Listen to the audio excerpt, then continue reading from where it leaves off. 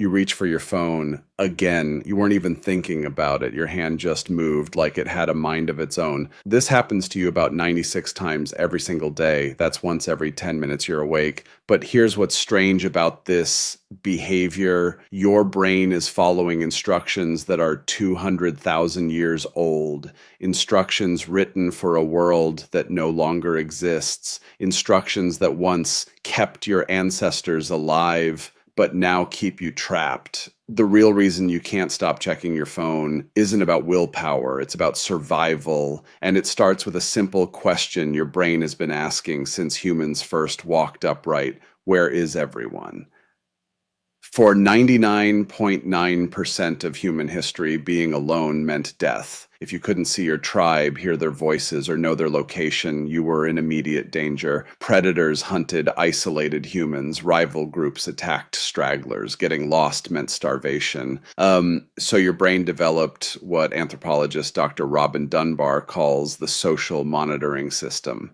This system never stops scanning for social information, never stops asking who's here, who's missing, who's doing what, who needs help, who might help me. This system saved your ancestors' lives every single day, but now it's hijacking yours. Your phone has become the ultimate exploit of this ancient survival mechanism. Every notification triggers the same neural pathways that once fired when your ancestors heard footsteps approaching their cave. Your brain doesn't know the difference between a text message and a tribal member calling for help. Dr. Anna Lembke, a psychiatrist at Stanford, discovered something disturbing in her research on digital addiction. She found that every time you check your phone and find something interesting, your brain releases a small hit of dopamine, the same chemical that once rewarded your ancestors for finding food, water, or safety. But here's where it gets twisted. Your brain doesn't just want the reward, it craves the uncertainty of whether the reward will come. This is called variable ratio reinforcement, and it's the most addictive learning pattern known to neuroscience. And slot machines use this exact mechanism, so do your apps. You never know if that next swipe will show you something amazing or something boring. Your brain finds this uncertainty irresistible. Your ancestors experienced variable ratio reinforcement when they foraged for food. Sometimes they'd find berries, sometimes nothing, sometimes a whole field of edible plants. The uncertainty kept them searching, which kept them alive. But your phone provides infinite uncertainty, infinite chances to find something rewarding. Your ancient foraging instincts now work 24 hours a day, 7 days a week, searching for the next digital berry.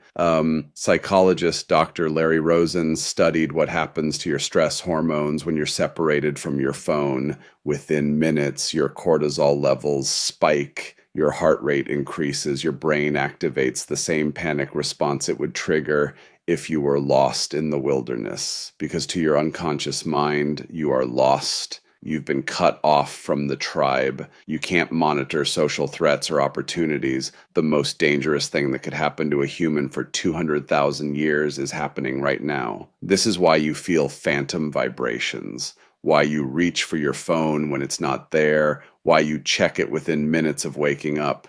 Your brain is running software designed for survival, but the environment is completely changed. Your social monitoring system expects to track maybe 150 people maximum. That's Dunbar's number, the cognitive limit of stable social relationships humans can maintain. But your phone connects you to billions of people, all generating social information simultaneously. Like, your brain can't process this much social data.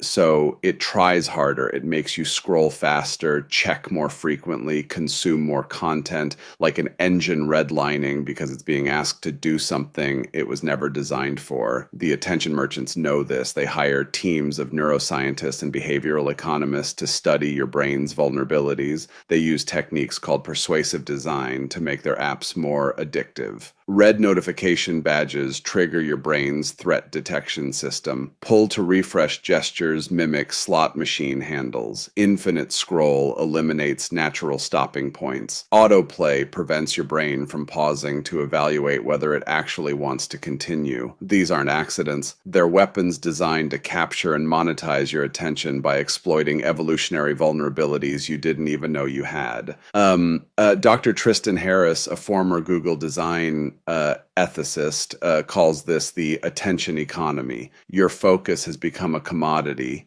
Companies extract it, process it, and sell it to advertisers. But they're not just taking your time, they're taking your agency. Every hour you spend scrolling is an H